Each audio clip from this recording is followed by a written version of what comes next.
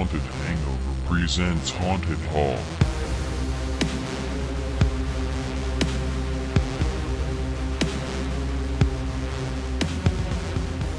Welcome to another edition of Haunted Hall. I'm Louie. And I'm Manny. And today we're going to be talking about a movie I've been wanting to cover on the podcast for God knows how many years. I think I've been teasing it for 3.5 years now. It's come up. Really? It's come up in the past. I think first time I mentioned this movie, and the listeners know what it is because of the title, but the movie is The Guest. And I remember, we haven't done one of these episodes in a while, but we have these things called, it's like Create a Haunt, where you create your own haunted attraction. Mm-hmm. And one of the years, my fictional haunt that I created was based on this movie. Yeah, it was one of my rooms in this haunt. Did you just have a guy with a gun walking around chasing you through the house? No, it was based on blonde-haired, blue-eyed sniper. A very handsome dude just chasing people. No, very handsome guy with a gun. No, it was I should clarify. The final act of the film was what inspired my room in this fictional haunted house. Dave and I believe Tommy Valley were creating. We also, Chris and I, covered the sequel concept album that came out last April Fool's. So we talked about the fictional faux movie that doesn't exist sequel to this movie and still have yet to cover the original film. Well, now's your chance, buddy. Now's your chance. Now I've got one of my good friends who's the best at covering movies with me on the podcast. So now would be the time. I have you here now helping me break down films. Time to blow your load. There you go. And what's funny is we're like this close. Well, almost less than a year from the 10-year anniversary of this movie. So if I would have put it off one more year, it would have been a decade. Could have had a celebration. Whatever. Could have had a Haunted Hangover month of The Guest. Just come up with like 6 episodes each one, you know? That's something a bit much. I'd probably go crazy if that was... There was a podcast, they did that on The Invitation. Have you ever heard that one? Yeah, I know The Invitation, but I don't know what podcast. It's like 15 episodes. And they break down the entire script to screen. Like they basically read the whole script and they compare it to what you know, the final film version, and they break down everything, the character names, the shots, the music, the angles, like it's an incredible show. It's absolutely incredible podcast. I don't know if I have the patience to do that, so I wish that shows like that existed more for movies. Like you should listen to that. It's really in depth. It's really good. Listen, I would totally do it, and I'm sure that podcast, I've never listened to them, probably have a lot of people involved in producing it, editing it, putting it together. No, one dude. All right. One guy did the whole thing. Took him like 2 years to do it, but I'd rather us watch the movie, take some notes, and then talk about it. There you go. One guy doing the whole thing. He got a couple of voice actors to read along with him, but he did everything else himself. Poor guy. That must have been a lot of work. But hey, listen, it sounds like a cool project, and I will definitely check it out in the future. Mm-hmm. Yeah. We will not be doing that. We will not be. We will not be breaking down every aspect of this film in I don't need 15 segments. hours of The Guest. You sure? I'm pretty sure. Maybe we'll turn a new leaf with Haunted Hangover. This is where we start. You could do 15 hours on movies where Micah Monroe is stalked by some guy. Yes. You could do 15 hours on that alone. Micah Monroe month. Just every week a movie. That's it. Where she's stalked by some handsome dude. Uh-huh. It's always a handsome guy, too. It's always a stud. She's never stalked by ugly people. No. Well, she's a looker herself, so I get it. I understand. You got to have all the pretty people going after each other. Gotcha. You know what I mean? Respectfully.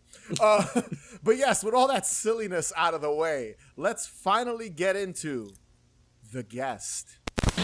Mrs. Peterson? Can I, help you? My name is David. I knew your son.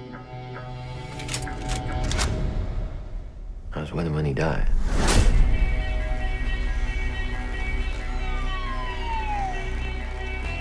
One of the things he asked was for me to check on y'all. You and your whole family here.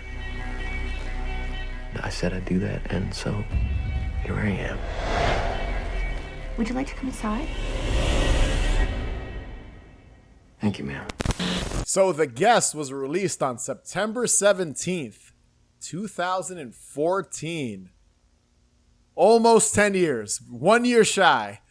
It was directed by Adam Wingard and written by Simon Barrett. Both of them of the Power couple. Power couple, the You're Next. That was kind of that was their big break before The Guest. And then before that, I think, was that movie, is it A Horrible Way to Die? A Horrible Way to Die, yeah. Yes. And spoiler alert, I still say this is their best film, but we'll get into that a little later. In my opinion, I have a feeling Manny's going to disagree with me on that one. Possibly. It stars stud Dan Stevens as David. Stud. Listen, man, he's a stud.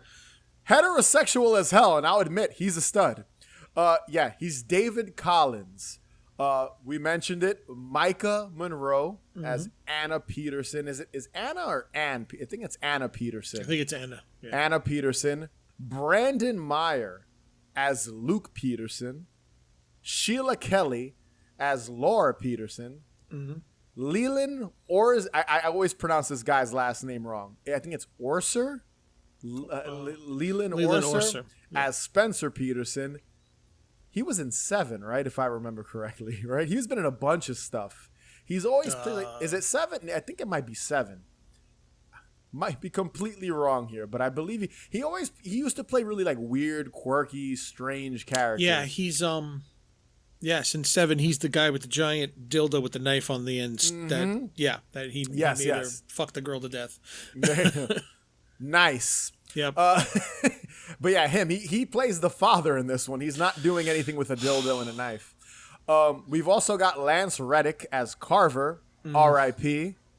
R.I.P. to Lance Reddick. Dude, when I put the movie on, I was like, oh my God, I forgot he died like very recently. Yeah. Put it on, I was like, wow, how did we lose him? Yeah, no, recently was in all the John Wick films. He's known for the John Wick series. Fringe, he was the head of the team in Fringe. That was my shit. Great actor, man. Solid actor, too. He's great in this. Even though it's not a huge role, he's still phenomenal in it. I'm sure we'll get into the roles later.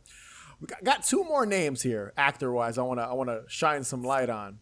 We've got Ethan Embry as a grimy-ass gun dealer. Yep. From some phenomenal films. Empire Records, Can't Hardly Wait. Dutch, when he was a little kid. I didn't even when I met Ethan Embry, it wasn't until the day I met him that I realized that was him in Dutch. Yeah, he was at Horror Hound doing promo for the Devil's Candy. He had his table and he had all his pictures out, and there it was, a picture of him in Dutch, and I said, "You gotta be shitting me!" I never realized it. And I think if I remember correctly, I think it's because he doesn't go by Ethan Embry. It's like a different name. It's like Ethan something else. I think it's when he was a child actor. But I never connected the face. Like I've been watching Dutch. I love Dutch. Yeah, I absolutely love it. I'd watched it since then too. So it's not like it was something that was. It just I never realized the face. It never connected. Ethan Embry's one of those guys that has been in a ton of great movies. That Thing You Do, obviously I mentioned Can't Hardly Wait. Vegas Vacation. He was in Vacancy, I think, which came out. Yes, he was one of the. That was 2005 or 6, 7, around that time. One of the motel killer guys. Yeah. I've always liked him, and he's got a small role in this, but it's great. It's a great small. It's like he's become a character actor, and I love that. And he could even, when he was a lot younger, he was always kind of like the dorky guy. That was always kind of his character, I guess. That's kind of what he portrayed in most, like the nerdy kind of dorky dude. Yeah. And he's kind of developed into like this grizzled like dude who plays like these sketchy characters. Now, what's that one movie he was great in too? Cheap Thrills. Great movie. Oh man, Cheap Thrills was excellent. And he's fucking fantastic in that. Yeah. So just wanted to sprinkle some Ethan Embry love into the podcast because he's great in this. It's a small role, but again, he's fantastic in the one scene. Then we've got this one actor, Joel David Moore, who I always recognize from Hatchet. He was in the first Hatchet, which I'm not a huge Hatchet fan, but I remember him in that. He's also in the Avatar movies. So interesting career. Yeah. He was also in Grandma's Boy. He was like that Matrix robot guy. I don't know if you've ever seen that, Manny. That there's like the silly movie. It I've sounds seen it once. familiar, but Yeah, he's another one of those like recognizable faces. Like again, not a huge role in this movie, but it's a pretty memorable one in a way. okay. So just wanted to show because they're pretty known actors, both of these guys, and they play kind of just these tiny. They have very tiny roles in a otherwise relatively. Ethan Embry's one of those guys shows up in a movie and you're like, that guy. Yeah. Oh man, I love that guy. Yeah. And I wouldn't even call Ethan Embry a that guy. I just think he became that maybe as he got older, possibly. Yeah. Because he's been in a lot of shit, dude. Like A-level shit. Like he's not only done B-level movies and things like that in indie film. He's got movies with Tom Hanks in it. You know what I mean? Like, so it's just an interesting way his career kind of bounced around. All right, let's get into my brief synopsis of The Guest. So The Guest follows David, a recently discharged soldier who arrives at the doorstep of the Peterson family. He explains to Laura, the mother, that he was their recently killed son, Caleb's best friend. They kind of were in the same, I don't know what it's called. I don't know shit about the military, but like they were in the same team. Same battalion. They were like together in the group and there's pictures of them together and, you know, they have a relationship as friends. They're each other's best friends. That's the kind of the words that David uses on the mother. He explains to Laura that he made a promise to Caleb that he would check in on his family in case anything ever happened to him or if he were to die, which is what happened to him. So it's a very standard kind of reminds me of the scene in Pulp Fiction with Christopher Walken. Just like I made this promise. Instead, it was the watch went up his ass. In this case, it was just that David made a promise to check up on the family. There was Stick a bullet up anyone's ass who fucks with the family. Yes, there's other things that are nothing's going up asses, but you know what I mean. There's some other craziness that happens, but yeah, taken back by his charm and politeness because that's basically all that it takes with Laura. Apparently, the mom.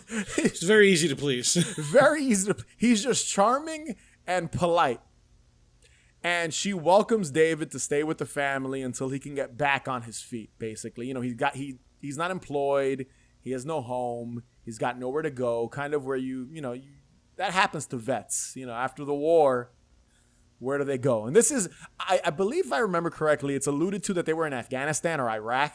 It's one of the two. Yeah, Middle Eastern. Yeah, so one of the many, many, many wars we've had over there. So kind of the go-to war. You know what I mean? So he's kind of back in the U.S. and kind of just David's trying to find his way again. Laura convinces her husband Spencer as well because he's a little hesitant to let David, like who's this random strange man, you're going to allow him. But again, he's just so charismatic, David, that everyone in this house falls in love with him. That's basically what's happening in the Peterson household. Pretty guy shows up, gives a bright white smile, and everybody falls for it. Exactly. And even their younger son, Luke, kind of starts sharing this older brother relationship with him. You know, what happens is this family they're in a rut. They're depressed. They're sad. You know, their son was killed, and missing. He's filling that void. There's clearly something missing in their lives because of the loss of the son. Yes, absolutely. Now, the one person that's not falling for David's shit is their older daughter, Anna.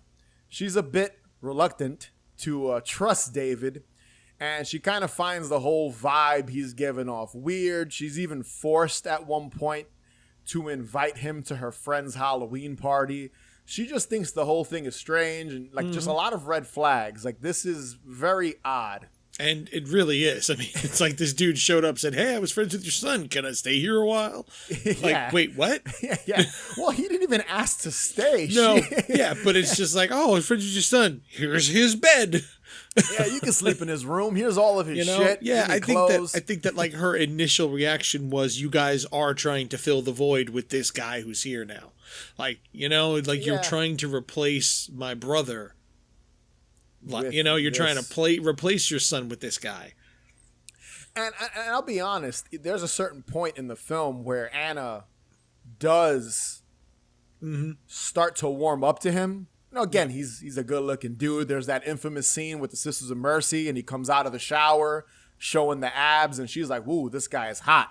You know what I mean? And then, they have a conversation after the Halloween party. She's going to make him a mix CD. And they do she starts to warm up to the idea of having this guy around. And I do like that. But what ends up happening, out of curiosity and suspicion. Here come spoilers. Yes, obviously.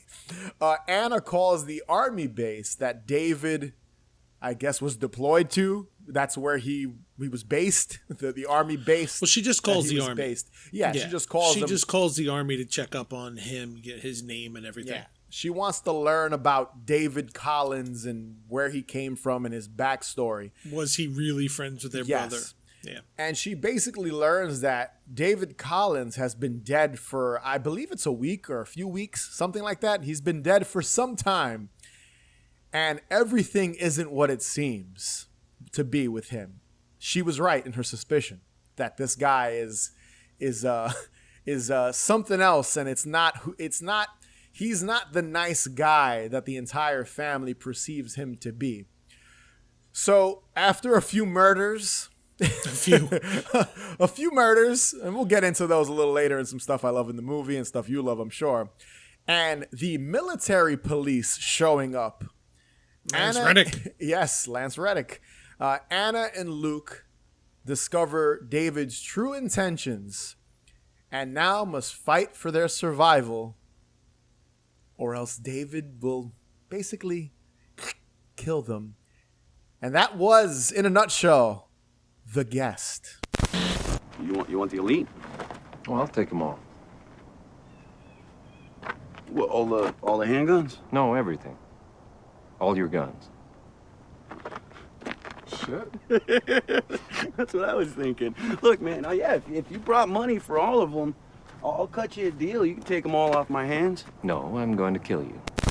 All right, so we always start with our likes, and that's really what I want to start with here before we get into other shit about the movie. I kind of brushed over it. It's the Halloween season currently, and I was curious to ask you this before we get into the likes. Do you think this is a good Halloween movie? Just curious. I mean, it has that feeling, and especially the end of it. It definitely has the feeling. They loaded the soundtrack with, Sisters of Mercy and Clan as I Mow, and they loaded it. We'll get into that later. We'll jump into the soundtrack. No, but I'm saying like they loaded the soundtrack with it to give it that feel. Yes. And there is a Halloween party, and then there's the little haunt in the end. So I mean, I guess it works as a Halloween movie. It has its moments. It definitely feels like Halloween. Now, yeah. So I've had this argument with people in the past. A lot of people say it doesn't feel like it's a Halloween film because it's set. So I believe they shot this in New Mexico. So they don't get an autumn like we would get here in the East Coast. No leaves changing, no kind of cold weather, no hoodies and flannel shirts and things like that. It doesn't have those autumn vibes. But I will say, just to defend because I do think this movie oozes Halloween in every way and has a certain atmosphere that I think a lot of movies don't capture. And I think there's a reason for that, because I believe this movie, the inspiration from what I remember reading years ago, was what if you mixed Halloween, John Carpenter's Halloween, and The Terminator? What if they had a baby? It would be The Guest, sort of. And I can see that comparison. Like, watch the movie. It's clear as day. Yeah. It's technically what they were doing. Yeah, exactly. Barrett and Wingard, they wanted to make Michael Myers as an android. Yes. That was their literal intention. Yeah. But to go back to the Halloween aspect of it, just to me, every scene in the movie, if you pay attention, there's a pumpkin or a jack-o'-lantern in the background. There's Halloween decorations. In front of the Peterson house, there's a kind of scarecrow pumpkin head ghost thing. It's Halloween. It's Halloween. They did a great job. I just think the way the movie looks and the way the kind of the vibes and atmosphere it has, besides the Halloween party, besides the haunted house dance at the very end, I think everything about it, that when it comes to the holiday, was done great. Yes. I think they did a great job with it. And I always have to defend. I feel like I've had this conversation with people, and they're like, "That doesn't feel like a Halloween movie." And I'm like, "Well, you know what though?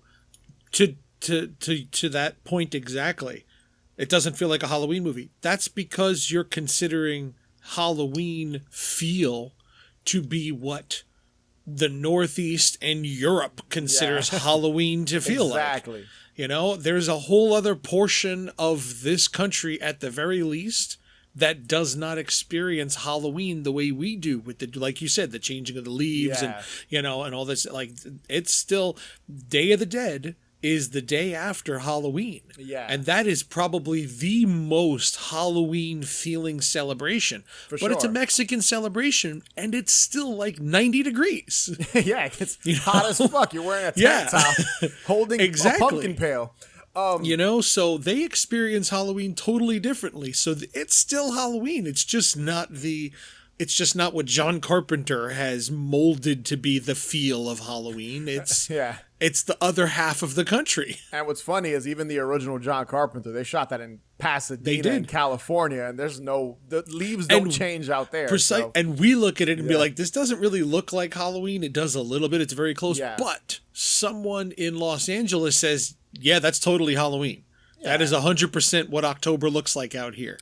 You know, it's hard to explain. Like, we've talked about it on the show before. I don't know if I've had the conversation with you, but I've watched movies that are set on Halloween and trying to copy that same kind of vibe, and they don't do a good job. And I still think The Guest did a better job, even though they don't have pile and mounds of leaves everywhere, dead leaves everywhere. It's still, there's something about the movie, to me, that screams Halloween. Every inch of it, to me. Now, there is one or two moments, and I'll get into that later, that to me kind of veer away from that. But for the most part, every kind of set, like the production design and every scene, there are decorations everywhere, and it feels authentic. It feels like what a bar would put up in October, what a school would put up in October, what a very just traditional American family would put up in their house in October. And that, to me, is what makes it a Halloween film. And then obviously it's about a family. The main characters are a family. So what's more, who celebrates Halloween the most? Families. So I've always had to defend that whenever I've talked, just casual conversation with people, that I think Dave recently was like, it doesn't feel like a Halloween movie. And I was like, I disagree. And then we had our conversation. But just my opinion, I've always thought that this movie did a tremendous job in recreating the holiday and making it feel like it's that time of the year. I never really put much thought into it, but through this conversation, it is. Mm-hmm. It's just a different Halloween. It's not Halloween in the Northeast. Mm-hmm. It's Halloween in the Midwest. Now, I'm going to start with you. What's some stuff you love about this movie, just to kind of... I mean, it's it's all about the soundtrack for me. For this movie, this is some of my favorite bands and my favorite music. This is probably the thing about this movie that most people love. Yeah, absolutely love the soundtrack. I listen to it regularly. It's phenomenal. Yeah, I absolutely love it. I like I love the lighting, the blues and some of the greens and the little oranges and reds. I really love that neon kind of feel without going that like Kavinsky style of putting and what's his name? Joe Bagos style of putting neon lights in the shot. Yeah. Because they really avoided doing that. It has that same look of cinematography that Joe Bagos would do, but it's not like, here's a neon light tube behind every character's everything head. is like, you know, everything is, the screen is filled. Like me, like right here, like there's these neon lights I have behind me, they're not in there, but it feels like it was lit by them, which adds to that Halloween feel where you're in a bar at night and the lights, they don't turn lights on, they just leave the glowing Heineken signs and the Bud Lights, you know, so you're lit by that neon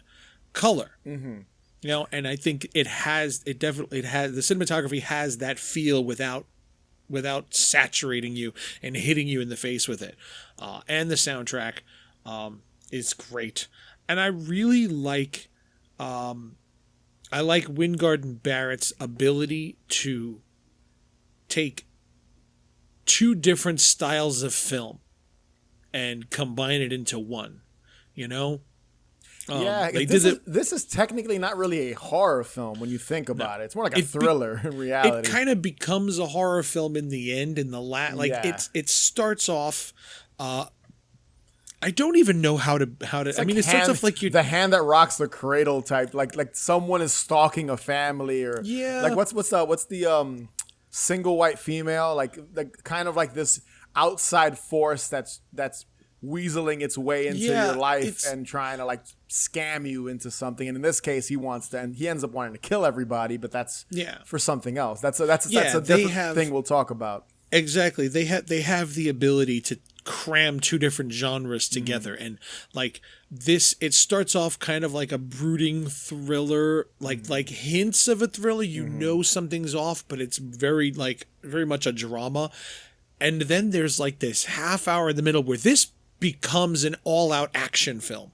Yeah. For about 20-25 minutes. There's like a 20-minute period where it's just like this is a car chase, gun yeah. shootout action film, and then it becomes a stalker, almost slasher film for the very last 15-20 minutes.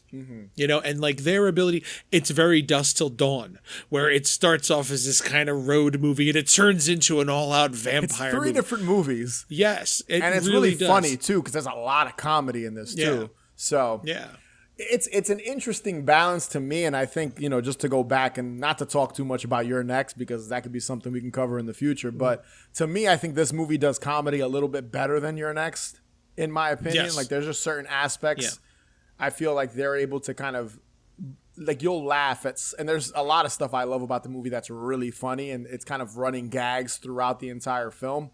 But I agree with you, just kind of the way the genre it shifts from scene to literally the way it starts from scene to scene. It's like, wait a second, this is like a drama, and it's like seamless too. A teen kind of a teen party movie for 10 minutes there, and then an action film, and then it's just really interesting how they were able to kind of string the story through all those kind of filters of different genres of movies and make it so cohesive, you know? But to go back, because I think we both can agree the soundtrack is fantastic. We kind of brushed over it, so I was like, since you mentioned it, let's go back. Dude, this is when, so I'm a big fan of Survive. So like the song Hourglass is on this, and they have another song on this soundtrack. And what I find so interesting is, and I've always said this about The Guest, is I think The Guest came out just a couple years shy of it. It would have been a bigger deal. Obviously, it has a cult following now, 10 years later almost. But I think if it would have come out a year or two later, because the guys from Survive went on to score Stranger Things. So I feel like this movie kind of predates when all like the kind of 80s revival shit was. It's been happening for years. I actually think this movie kicked it off. I think so, too. I think this was the impetus. This is what showed that you could have that kind of retro feel in that retro gothy new wave sound in a modern movie, that you can do that seamlessly without just, cramming it with 80s pop hits. Yeah, there's no pop hits in this, really. A lot of these songs are deep cuts. You have to be into goth music and synth. And this was also when synthwave was first popping off. Yep. It first started with Survive and Perturbator and all that stuff. And now obviously there's fucking 500, it's oversaturated, but at this point it was still a very new thing. So the fact that they were able to use songs featured in the soundtrack that are that genre mixed in with the post-punk and goth stuff, and then the score itself is obviously I think it's Steve Moore, I think is the guy who composed all the music for this movie. That very 80s kind of feel. Yep. So yeah, I think they're a couple years shy, but I think you're right. It might have kicked off kind of that whole vibe and aesthetic that Stranger Things. Because what year was it follows? I think it follows might have been the year after this or the year before. Drive was before this. Drive was 2011. I've actually never seen Drive, so I just know I just know. I hear that. I just know. 2000s. I know the sound. Yeah, but was it really that early? I believe it might have been 2010, 2011 is when Drive came out. But I will agree, Drive was probably the first big movie to use. Yeah, 2011. Yeah, I love Drive. So I feel like Drive, but that... So then Drive was definitely the kickoff for all of this stuff. 100%. Drive was totally. Probably also a bigger budgeted film. And it was totally. I mean, it's what is it? Nicholas Refn, right? Yeah, and Ryan Gosling and all that stuff. Yeah, that definitely kicked off that retro wave style of film. Yeah. I just always feel that right after this happened, right after The Guest came out, is when all that shit took off. Yep. And I think you're right. It kind of started with that. Obviously, we just mentioned Drive. That was a big that was impactful, I guess, in that sense. Neon when Demon it comes to too. Neon Demon was a little later. I think that was 2018. That was a few years later. But I think The Guest kind of started that shit. There's no other. Now every movie has fucking synthwave soundtracks and all that stuff. So it's a little different. But I feel like this movie kind of started. Neon Demon was 2016. 2016. So it was a few years after. Yeah. Weird, interesting point in cinema when all these movies were kind of doing that. And it's still, you still kind of feel the effects of it now. Like you mentioned, we were doing it in 2011. Yeah, well, it was a lot less money was involved in. But we were still doing situations. It. We knew it was coming. Again, it go back to House of the Devil. What was that? 2009.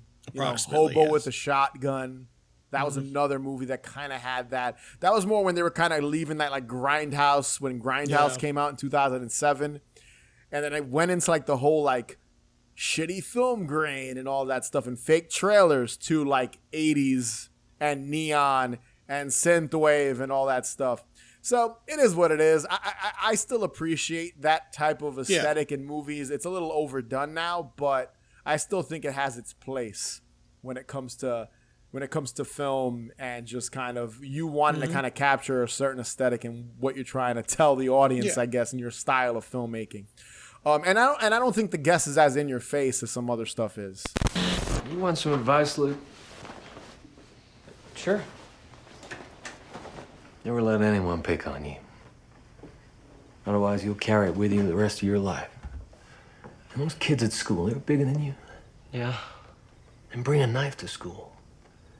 They take it off you and beat you up. You go around their houses at night and burn them down with their families inside. What's the worst they can do? But yeah, I want to talk about some of the actors in the movie because I feel Dan Stevens, to me, he makes this movie. That dude is so good in this movie. Yeah. Again, stud. Low budget Bradley Cooper.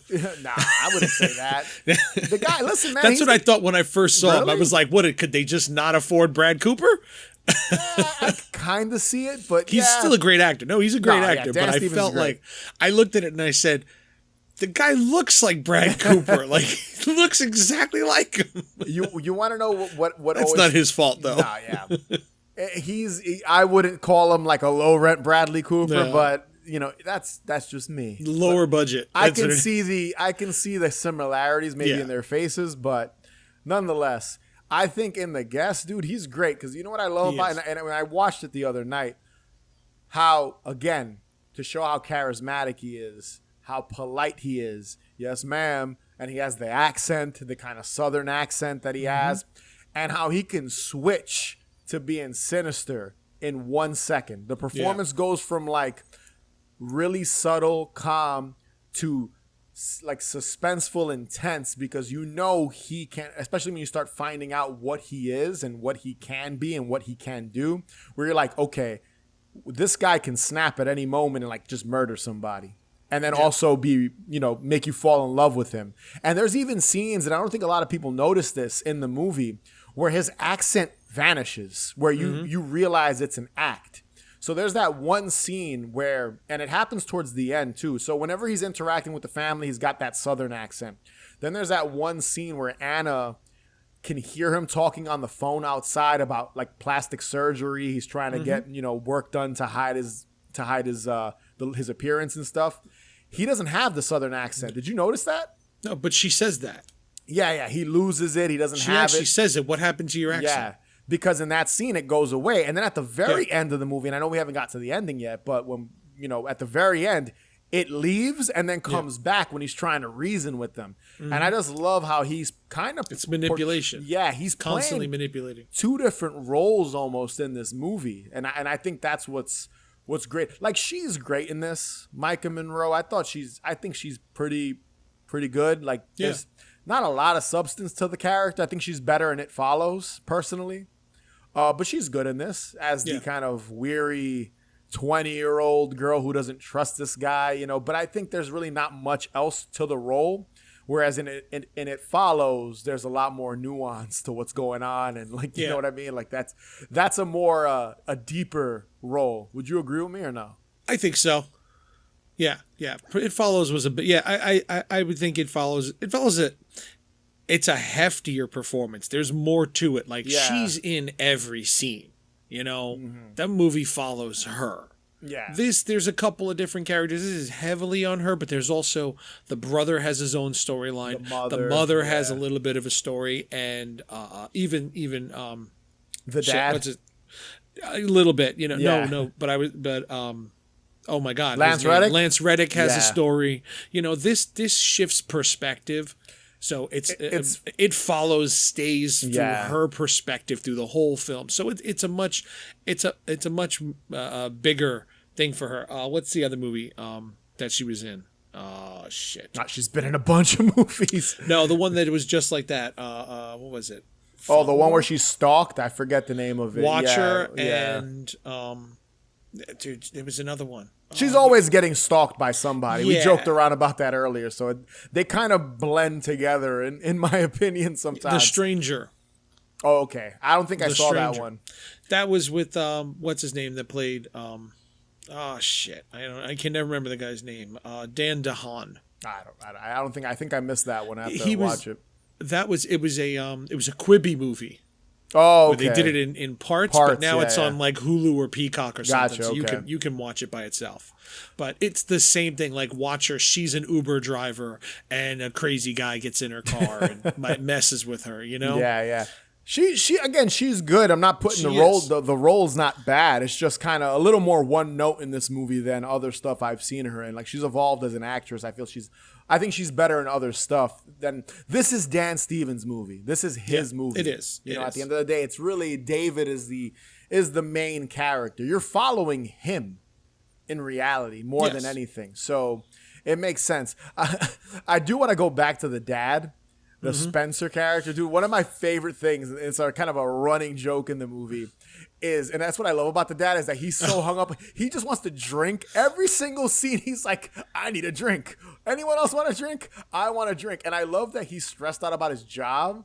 And then the guy who gets the manager position he wants is killed. It's out. They don't show it, but it's David that did it. So like David, to go back to Dan Stevens as well, that character, he means well. Like, he wants to help the family, but then shit goes awry, and that's debatable. What he is really kind of takes over what he wants to achieve, I guess, the end result and what he's trying to get to.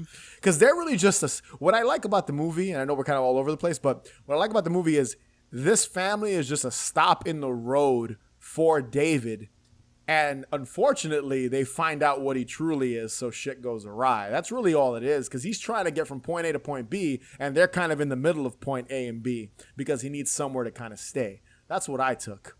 But yeah, going back to, dude, I always loved all the drink. Like, would you like a drink? Would you want a beer? Anyone want a drink? Suit yourself. Suit yourself. Suit yourself. Yo, dude, yourself. There's that one scene where I think, like, David's on the couch and they're watching like some sport. I don't know if it's football, but baseball, whatever. And the dad's sitting there and he's drinking a beer. They're both drinking beer and there's tons of empty beer bottles everywhere.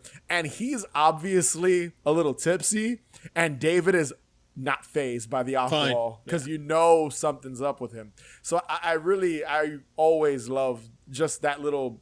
I love what they did. Like, that's really all the dad's got going for him in the movie. He's kind of the comedy relief.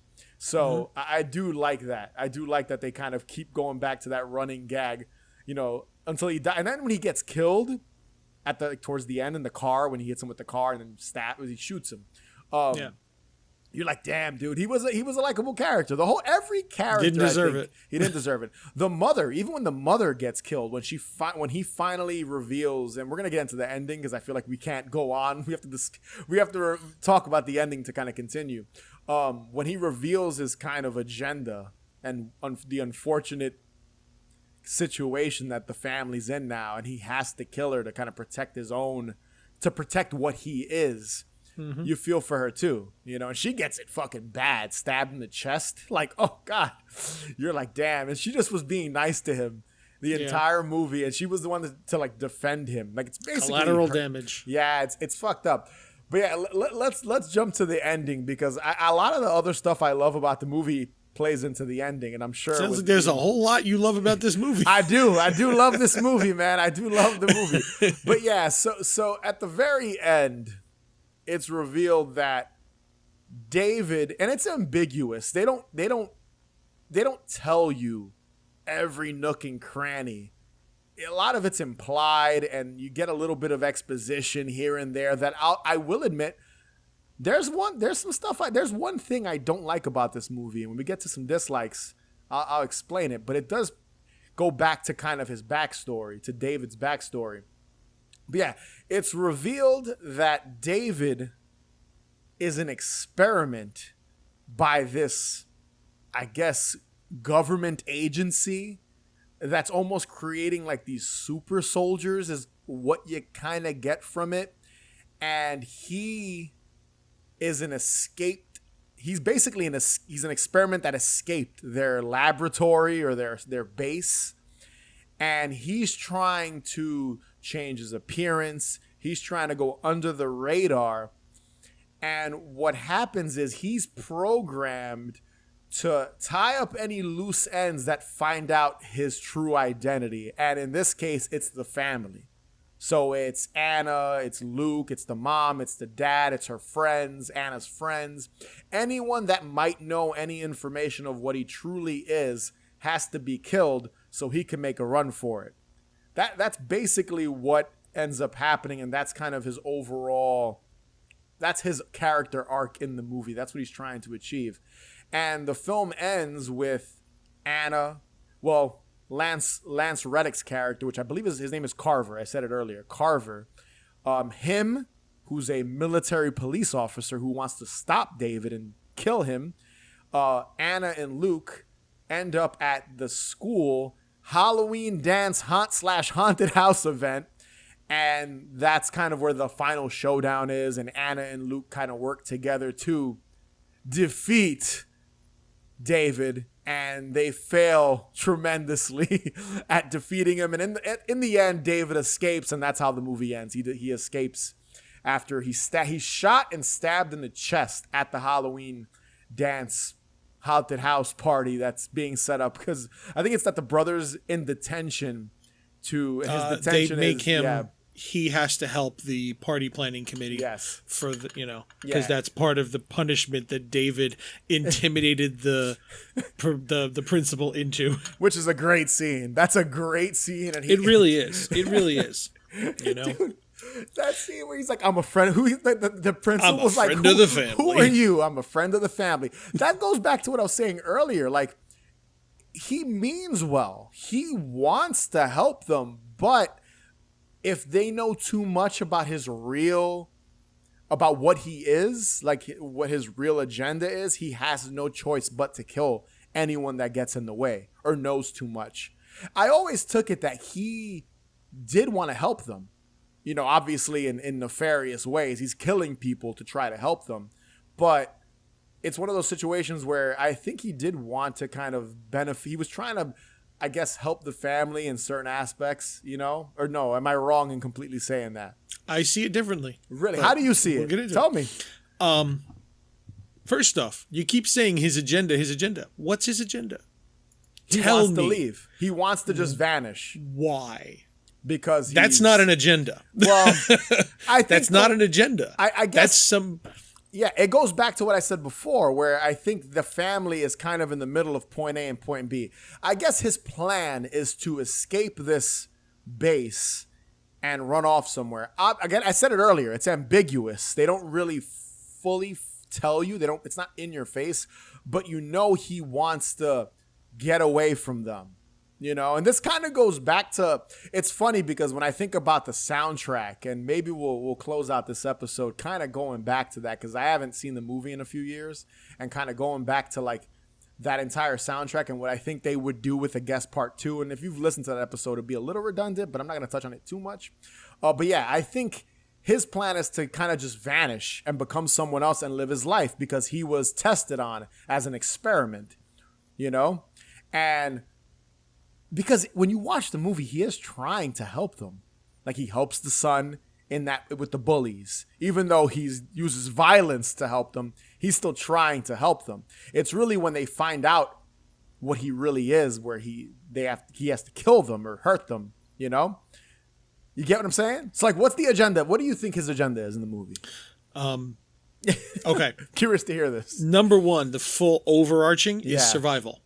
Of course, he has to survive. Yes, he's not leaving. I don't think he leaves the army because he's trying to run away from them. It's because he knows that he has to die, or he has to be. So he wants to survive. Yeah, he is a machine.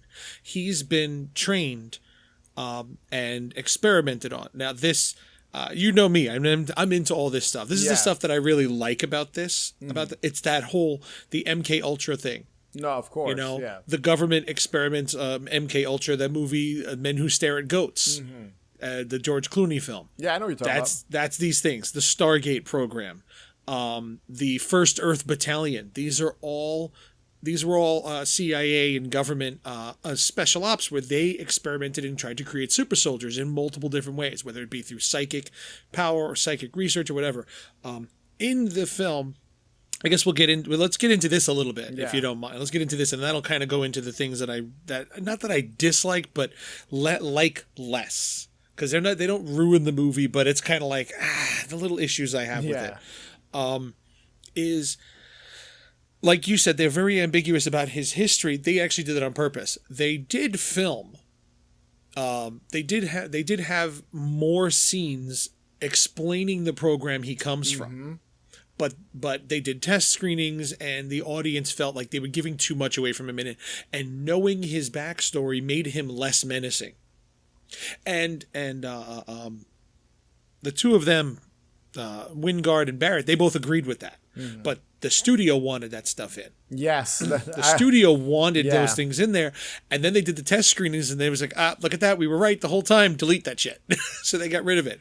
And that's why it's purposely ambiguous, which is good. I think that does help, because you don't need to know what the experiments were. You just need to know that it was an experiment.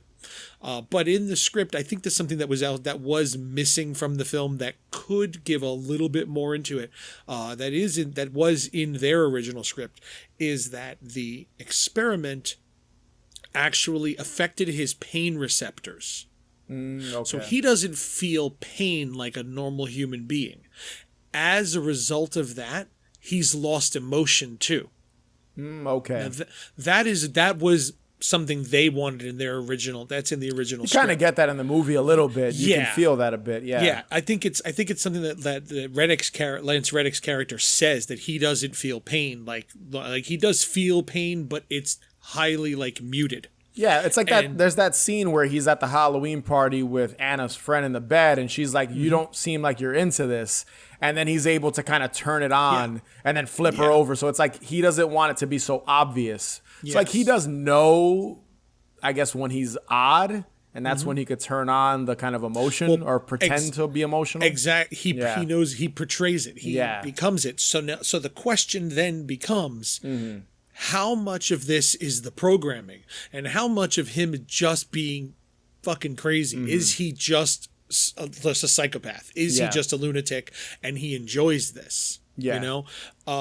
So my question, like I said to you earlier, what is his goal? His goal from the beginning, that the brother told him to take care of my family. So that is his intention. That is his mission. And then Lance Reddick's character later on says he will not stop. He has to complete his mission. So completing the mission is to protect the family, and he will do that at all costs, like the Terminator.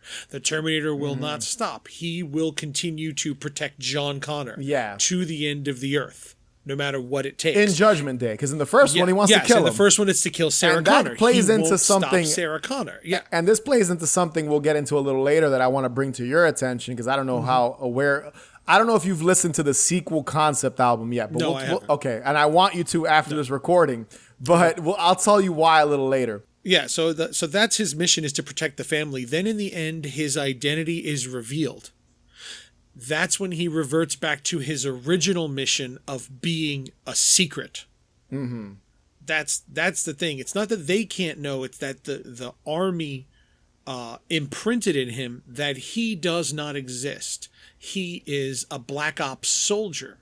So when his identity is compromised, burn all bridges. Mm-hmm. That's the protection. That's the survival instinct. That he has to kill them, not that he wants to or has to. He has to. That's now the mission is survival and get out. Yeah. Extraction, basically. The only problem I have with that narrative is that, so in this earlier scenes, he's trying to change his appearance. This is before they find out, before Anna makes the phone call. So I always took that as he's just trying to get away, because he is talking to someone. He has his burner phone. He's talking to someone about, plastic surgery, change the way he looks, get rid of his fingerprints and all that stuff. So he was obviously trying to vanish before Anna. I think that's because he's no longer. I think it's because he's no longer under the protection of the army. He's a Ronin now. He's out on his own, so he must remain anonymous one way or another. Yeah. Even though he does have a current mission of protecting this family, he has to remain anonymous. And I think that's what the whole thing with the doctor was, that he's trying to make himself anonymous now, because officially, as far as the army is concerned, he's dead too. So he has to remain dead to the army. He can't leave any trail of them being able to find him either. Yeah, I can see that. Again, it's so ambiguous, and I think they did a good job at kind of making you figure out what you think his, and that it's all subjective. I guess you can obviously kind of change it. You can have your own opinion on where do you think the character, and that's what I think is that's the most creative aspect about the script, is that you can fill in the blanks of what you think David. What he wants to do. Backstory is left empty. They didn't want to tell that story of what is this and who are they, who do they work for. They left all that ambiguous, so it could be anything. Yeah, and that's good. And that goes back to like the Halloween Michael Myers comparison is, you never really know why Michael Myers is doing this. In the first movie, you don't really know why. He's a force. That's what made him scary. Exactly. And I could see them kind of using that as an attribute for David. It's like, okay, we'll tell you a little bit, because obviously you learn a little bit more about him than you do in the original, like comparing it to the original Halloween with Michael Myers, where you just know he's evil. He has conversation. Yeah, like it's a very different type of role, but obviously, there's still so much that's missing in that puzzle, Before we get into some dislikes, because I feel like this conversation will lead to that, there's a couple of things I want to like. There's a couple of things on my list here in my notes that I love about the movie, and they're just moments. One of my favorite moments is so there's the entire scene where he's carving the pumpkins, and again, it goes back to Dan Stevens' performance, where him and Luke, the little brother, are carving pumpkins. and he has like this butterfly knife, which comes into play at the very end, where where he's defeated, and I use that use that very loosely. And after that, they take the jack-o'-lanterns into the house, and he tells Luke, like, why do you let these guys bully you? You know, go into their houses at night and burn down the houses with their families in them, with their families inside and stuff. So it goes to show you that he's looking out for him in his own kind of twisted, fucked up, military way. You know, his own style of handling tricky situations. Everything's a threat with him, and there's another scene I love where Anna confronts David. I think he's like chopping vegetables with the mother. They're preparing dinner, and he's got the butcher knife in his hand, and the dad asks for his dog tags. They're having a conversation like, are you really David Collins? He pulls it with the knife, and and it's like you see him kind of pointing the knife, and it's like he's threatening that, like, her, without outright doing it. And then he goes up to her room. He looks at her. He has that conversation. It's a great scene. Yeah, and I think that threat goes back to him having to remain anonymous, them not knowing. Like, you find out that he's a black ops soldier. Yeah. So that's almost like, you figure this out right now. Oh, you got to go too then. Dude, like, as much as this is a mission, I have an overarching mission of remaining. Yeah. You know? That scene, man, where he goes upstairs too after the whole butcher knife in the kitchen with the dog tags. He's like sitting on the bed. He's like staring at her. Like, are we okay? Are we good? Yeah. We good? Okay. And then he leaves, notices the CD. And he's like, oh, he's all friendly and nice again. You made this for me. I can't wait to listen to it. Yeah. So it's just so good, man. It's great. Did you see, I don't know if you saw, there's a deleted scene there. There's a whole conversation they have there. Yes. How he walks out with them, I think he comes back in. There's a whole other conversation that happens in the middle of that. And by removing that, you just made it like, wow, that's really weird. He just switched. Yeah. But there's actually this whole thing that happens, and removing that scene made him more robotic. It made him creepier. It made him weirder. But keeping it in would have made him a little bit more human. After school detention, we'll put him to work helping the prom committee set up for the Halloween dance. We'll agree to that. But I do not want to hear anything further about this young man being harassed. Do we understand each other? I believe we do, Mr. Who are you? I'm a friend of the family. Two more things before we get into some dislikes, and I really just have one dislike with this movie, and it kind of plays into what we just talked about, kind of. Yeah. I love the Halloween hangout party that Anna takes him to. It's dude, the scene where he says, "Where are the kegs?" and then he comes back with both kegs, and it's like, this dude is not human, obviously, and everyone's those fucking things are heavy as shit, and he's just carrying them like they weigh 2 pounds each. Those are, oh my god, a full keg is heavy. I think that's like 60 pounds. Yeah, 50, dude, it's fucking hysterical with like the synth wave. So that's a great song too that plays in that scene. That whole setup with they have a Halloween safety video projected on the screen. It feels authentic, like friends just hanging out, smoking cigarettes, smoking pot, drinking, chilling, music playing. I love that scene. I had to know. Weight of a full keg. Yes. 161 pounds. And he's carrying, good God. Dude, he's carrying 2 of them. Yo, what? And then like the like sexy music's playing, like when he comes in. Again, dude, it's so good. It's so 161 pounds is a full keg. That's every time that scene it's plays, the Terminator. Dude, He gets the Terminator. I know. Yo, dude, every time that scene plays, I can't help but chuckle just knowing how heavy a fucking keg is. And this guy's walking in and everyone's it's a completely normal thing for him to be walking in with like 300 pounds on each. Oh, it's fucking ridiculous, but it's great. It's like ridiculous visual, but it works so well in this movie. And then obviously kind of, we've talked about it, but we haven't really sat down and talked. Like, we haven't given ourselves a couple minutes to talk about it. The last act, the entire haunted attraction that they have to run through with Lance Reddick. Him getting scared, like, what the fuck is this? And she's like, oh, it's a haunted house. She says that it's a haunted house the school puts together every year. Yeah. And, just the Halloween 3 silver shamrock mask, the giant portraits of them on the wall, the neon everywhere. I think is there a Clan of Zion song plays at the end there? There's a couple of Clan. I think a Masquerade. The song Masquerade plays. Yeah, they go through a couple believe. of different songs in the end there. But yeah. It's so good. There's a Perturbator. I believe the Perturbator song is at the very end too. There's a Perturbator song that plays.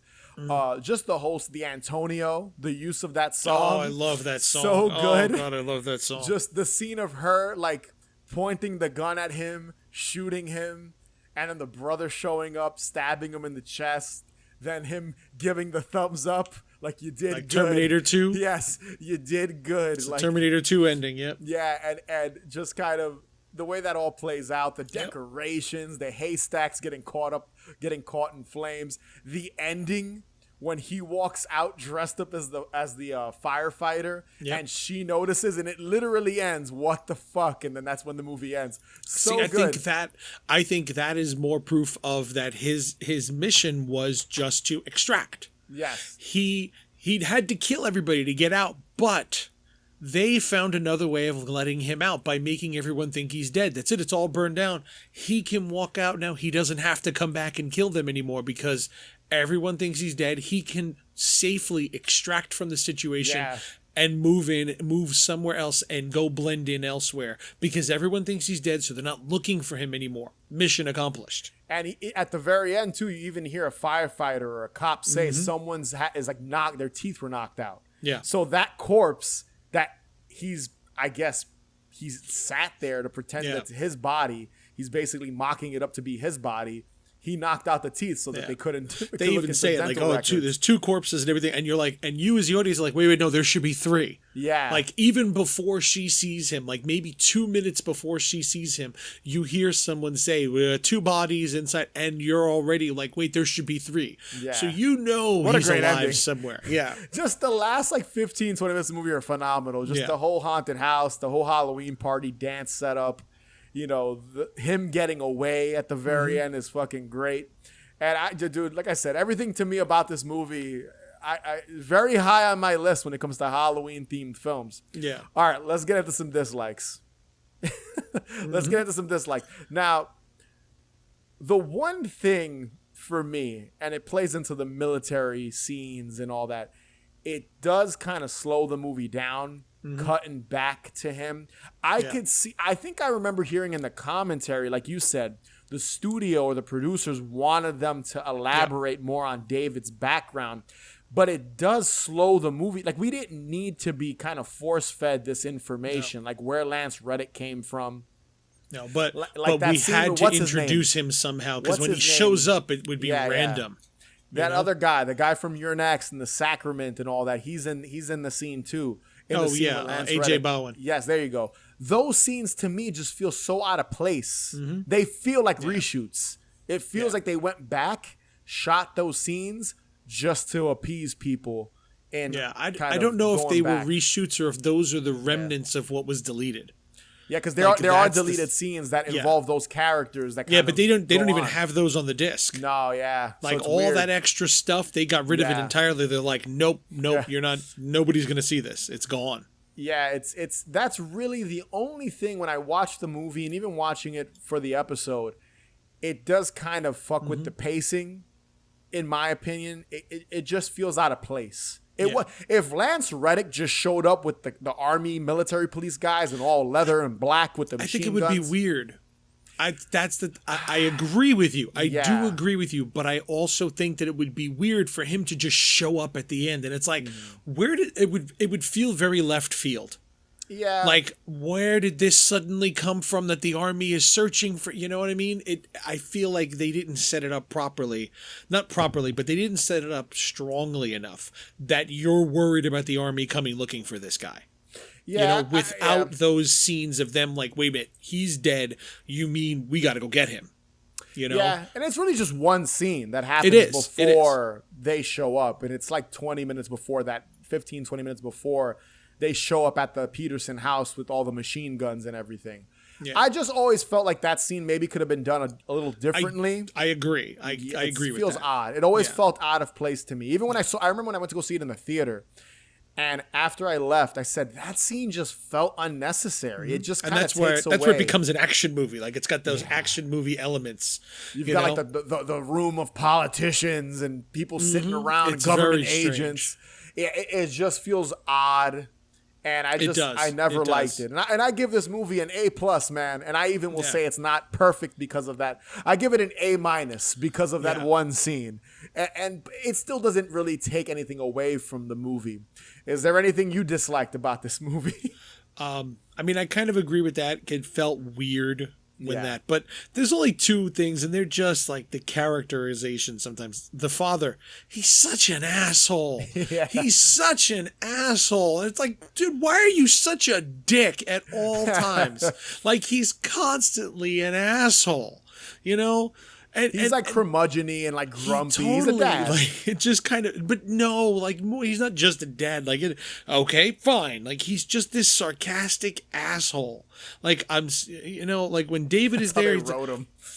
yeah, and he plays it that way. And it's like, I don't know if it's a bad thing. It's just like it stands out as like, why did you play it so much of a prick? Yeah, he's a little obnoxious. I do like the dad. That's it. He's very obnoxious. Like when David is sitting there, he's like, okay, fine, then I'll drink by myself. Fuck all of you is almost what I'm hearing. I think it's intentional. I think I know it's intentional. intentional. No, it is totally intentional. I like the dad. I think it's funny, but I could see where you're coming from. I feel like every sentence he has, if you ended every sentence he ended every one of them with "fuck all of y'all," it would still fit. It would fit. Everything he says. Well, I'm gonna have a drink. Fuck all y'all. You know, that guy at work died. Fuck all of y'all. He's just kind of like a stereotypical father character in a movie. I think that's kind of, he's not written. He's an angry Al Bundy. I still think he's likable though. I don't know, when they kill him, I still feel for him. I do like him. He's just such a dick. Like and I feel like the family just puts up with him being a dick. Yeah. You know, like he's just an alcoholic asshole, and it's like, why are you making me like this guy? You know? And then two, this is so like it means nothing, but there is not a single thing in this world that you can tell me that is going to make me believe that Anna listens to that music. Period. I'm sorry. That is not the shit that she is rocking on her headphones at all. That is not the mixtape she is making. That is not her music. She did not play that girl. Yeah, nope. I guess. Nope. This 17, 18-year-old girl. 20. She's 20. 20, sorry. This 20-year-old girl, in 2009 is not listening to music from 1983, goth music from 1983. Not happening. No, I don't buy it. And as much as I like it in the movie, it doesn't fit her.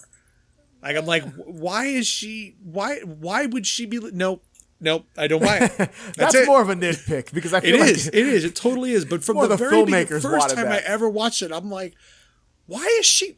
What? Where did she even find this fucking music? Yeah, you know. You can tell in some. I even said it when I watched it recently. I was like, you can tell all this music was found after they shot all the scenes. You could just tell. Like she's like, he's like, this is a good song. Oh yeah, I like it. Like they never say the name of the tracks. They never. Neither one. I'm sorry. Nope. They've never heard this shit before. They do not react to the music. Just it's a like great soundtrack. So I'm not. It is a great soundtrack. It's a great soundtrack, but that's because I love this music to begin with. Like half of these songs, I have these albums to begin with. Fucking movie starts with "Love and Rockets" for God's sake. Yeah. You know, like who the fuck. She does not know who the fuck Love and Rockets is. I'm sorry. In this universe, they do, Manny. They do. These characters know about all that shit. So. I don't buy it. I don't buy it. That's a funny little nitpick. I didn't even think about it that way. But hey, yeah, it's what it is. It is what it is when it comes to the music. It is, and that's fine. It just that was the nitpick I had of her character. She is not a Love and Rockets Clan fan. Sorry. So on the subject of music, real quick before we briefly talk about the Blu-ray, because there's really not much on this Blu-ray. So you have not listened to. I didn't even know it existed. Didn't even know it existed. Nope. So I want you to. I'm gonna put it on right now. Put it on, not right now, but listen to it. Now, I covered this with Chris last year, and they said that they have kind of like an outline of where the sequel would go. And there's a physical release of The Guest Part 2 on vinyl. When you look at the album cover, it hints at where the plot would go. And we were talking about Terminator. And I'm being a little redundant now because I did mention it in that episode. And I'm not going to elaborate because I'm just mostly telling you this, Manny. I'm looking at it right When now. It you looks like something look- out of the void. It looks great. I really think if they were to make a Guest 2, David would be the hero in the movie. I think David, and when you read the titles of the songs, it plays up that way, that there's some sort of cult or underground organization, and David is now with Anna going to defeat this group. Very Terminator 2-esque. Now we're not looking at this. I don't see it that way. I think that she goes in. I think that I see the cult thing, that there's something of the cult there. You got to read the tracks. You got to read the tracks, and you got to read the way they word things. So it's like The Guest returns, and at the very end, it's like David versus whatever the name of this group is. Splinters of the Cross. Yes. So I have a very sneaking suspicion they would follow the Terminator guidelines, I guess, and make David sort of the hero in the second movie. And I could see that being a thing where he kind of gets away. And you even talked about the mission that David has, and there's a new mission, and maybe he's trying to protect them now. So I could see, you got to listen to it, listen to the soundtrack, listen to the tracks. I got to be honest. Yeah. I wouldn't want to see this. I don't want to see a sequel either. Listening to thinking of David as the hero against a cult, and then Micah Monroe teaming up with him. No, that does not sound interesting to me. That sounds like. I'm glad they didn't make it. I don't think the movie needs a sequel. I think the way it ends is perfect. And then looking at him with this cowboy hat, I was like, nope. I would not want to see this movie. You got to admit, though, it's cool to. It's an interesting idea. It is a sequel album because the music was so prominent in this original film that they made, and some of the artists come back for new tracks, I believe. I just think it's a cool idea that they created a sequel concept album for a movie that doesn't exist and released it on April Fool's Day. So for all the listeners that didn't listen to our episode, Chris and I kind of dived into that. We elaborated on our thoughts and kind of what we think, our favorite tracks on it and stuff. Go back, check it out. That was a fun episode. And I'm so curious. It's honestly, dude, I'd recommend you listen to it because it's really, really good. They did a good job kind of mimicking what the original soundtrack was. Like they did a fantastic job with the group makeup and vanity sets on it and a bunch of other I think Steve Moore came back to write some other music for it. It's a really cool idea. If you're not going to make a sequel, make an ambiguous faux sequel soundtrack. Like we're never going to get the Guest 2 probably. It's a cool idea. It really is. She's working at the diner. I'm her mother. Did she do something? No, it's fine, ma'am. But your daughter, she put in a call to Fort Kenilworth a couple of days ago asking about a man named David Collins. Yes. Oh, that's right. She did. You wouldn't happen to have seen anyone resembling this man, would you? This is, David. All right, so let's quickly dive into the Blu-ray that we both watched. We watched the 2014, I believe, release of this. This is a very old Blu-ray. This is like the first Blu-ray for the movie to come out. You have the same one, right, man? Yep. Yeah. There's not much on this. It's got some deleted scenes, which you said there's the one extended scene in the bedroom. I think there is another scene that takes place with the. It's like guys. seconds of each, like 10, 15 seconds of each. There's a couple. Not much. There's not a lot of deleted scenes. There's a Q&A with Dan Stevens that's really short too, from what I remember. A couple of questions about the film and stuff like that.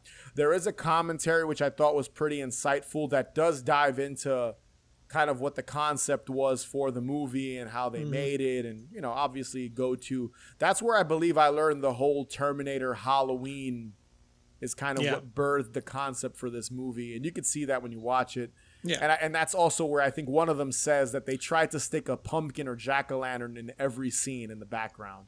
Yeah. This is a very bare bones Blu-ray. It There's is, really it not is. much to it. There is another release that came out a few years ago. That's I believe a 4K Blu-ray.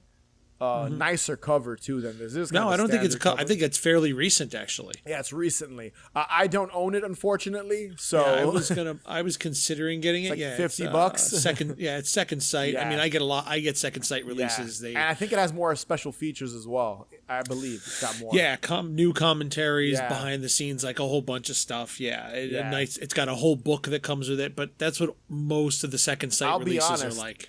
I'll be honest. Rewatching the movie, I might pull the trigger and buy it.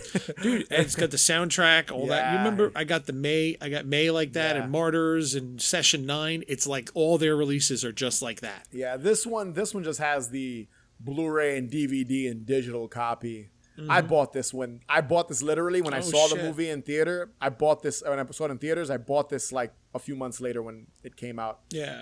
So I happened to just look it up real quick. First off, it's really cool. A friend of mine actually has one of the essays in the book. Okay, cool. Zoe Smith.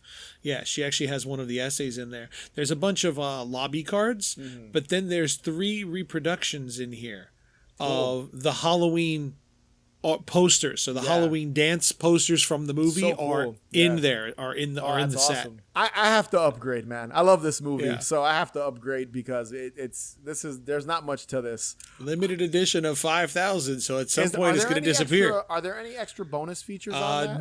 New grading for both formats, Yeah. UHD, new commentary, archive commentary, uninvited guest, The Perfect Stranger, by invitation only, producing the guest, Light and Fog, Oh, yeah, Lightning dude. Strikes, Sounds of the Wow. Guest, deleted alternate scenes, slipcase, soundtrack CD, 160-page book, and the art cards. How much we talking? How many bucks? It says £50, so what's that's that? probably like 60-ish. Damn, might have to But pull well, that I mean, trigger. UHD is region free, so you don't have to worry about that. But the Blu-ray is region B. Yeah, so I really want that, man. I considered it Yeah, it's nice. and it's a fucking gorgeous cover too. Yeah, Like, it yeah, looks man. really good. I might have to pull the trigger because this ain't cutting it anymore.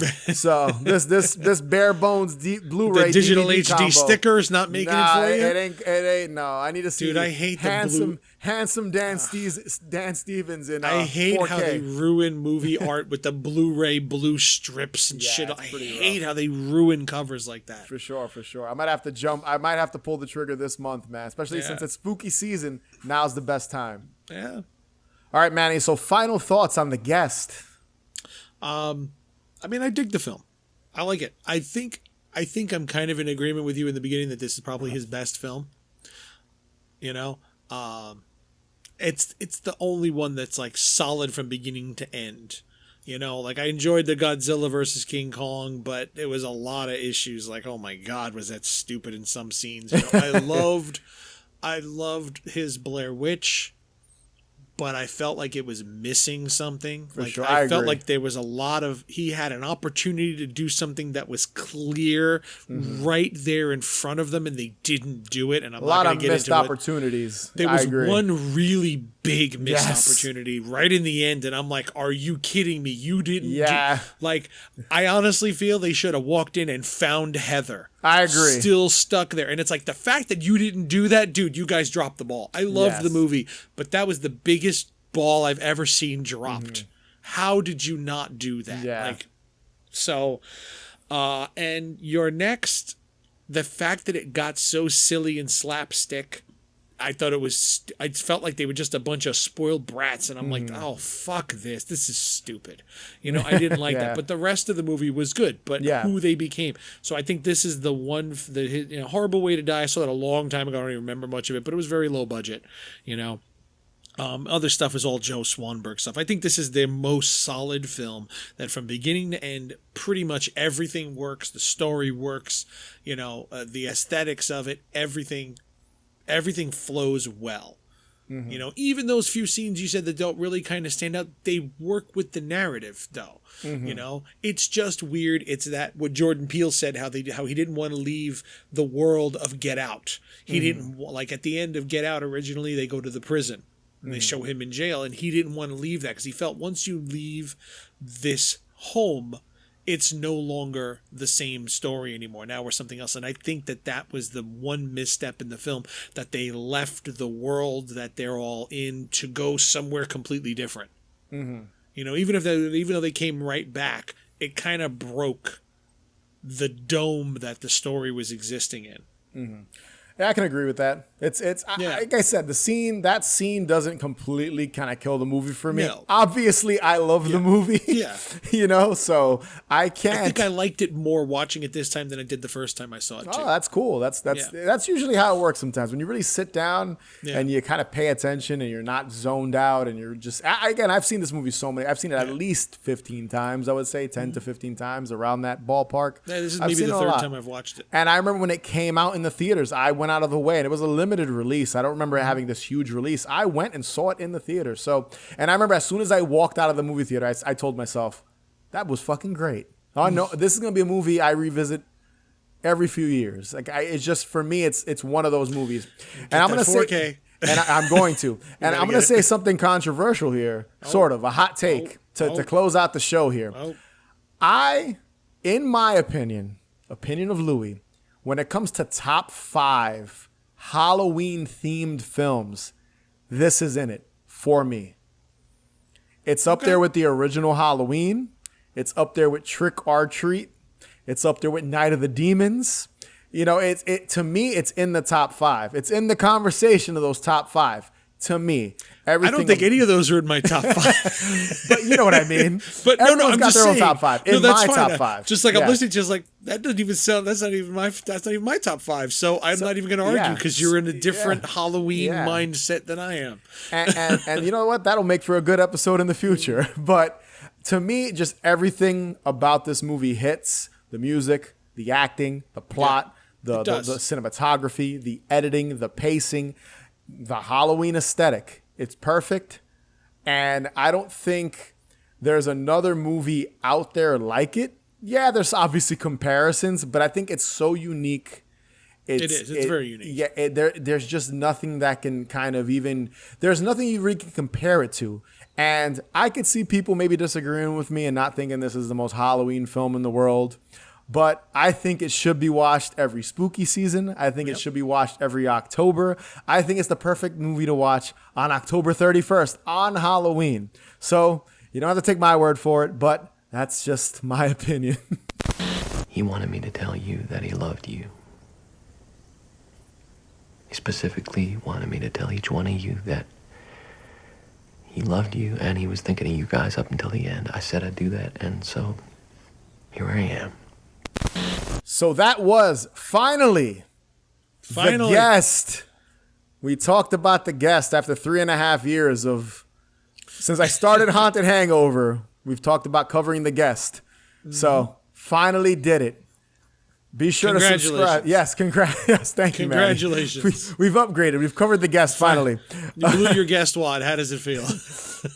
Where do I go? That's it. Show's over now. That's it. Last episode. Last episode of Haunted Hangover. No, it's not. We've got plenty of other movies and Halloween films and other horror movies to cover in the future. But yes, be sure to subscribe. Follow us on Instagram, Twitter, TikTok at Haunted Hangover. Head over to hauntedhangover.com for links to the Patreon page, the audio-only version of this episode, the video version of this episode, and a bunch of other spooky nonsense.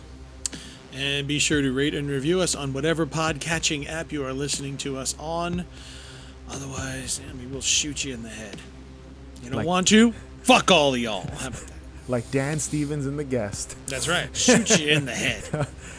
As always, remember, the best cure for a hangover is...